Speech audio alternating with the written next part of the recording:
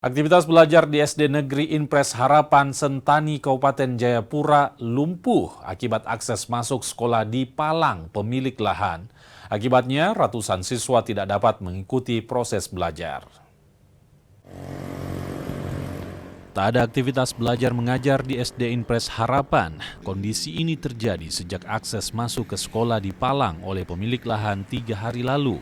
Akibatnya proses belajar 421 siswa terlantar.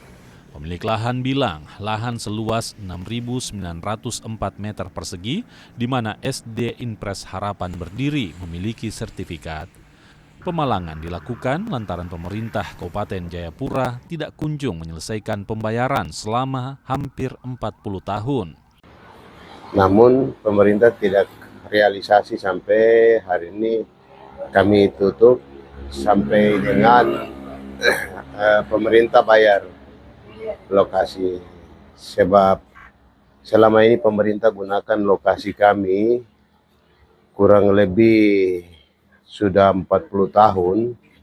Pemerintah tidak pernah bayar kami, dan lokasi kami ini lokasi bersertifikat.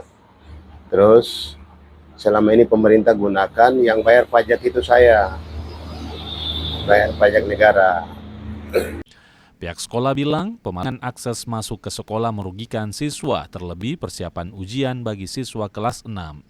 Pemalangan serupa juga sempat dilakukan pada Maret 2025 lalu dan diproses di Polres Jayapura. Menghindari kekosongan belajar, proses belajar dipindahkan sementara ke SMP Negeri 4 dan SMA Lentera Harapan. Sebenarnya sudah ada proses pembayaran seperti itu. Namun masih ada tuntutan lagi sampai hari ini. Saya juga secara spesifik tidak tahu tuntutan apa, yang apakah kurang bayar atau seperti apa. Tetapi kami pun pihak sekolah sebenarnya telah memegang surat pelepasan tanah yang bahkan surat bukti pembayaran tanah ini telah dibayar kepada pihak yang saat ini menuntut lagi kembali. Seperti itu.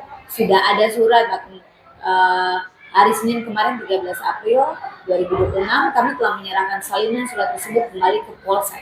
Pihak sekolah berharap pemerintah Kabupaten Jayapura mengambil langkah nyata agar persoalan lahan dapat diselesaikan dan siswa kembali belajar dengan normal. Vindi Rakmeni, Kompas TV Jayapura, Papua.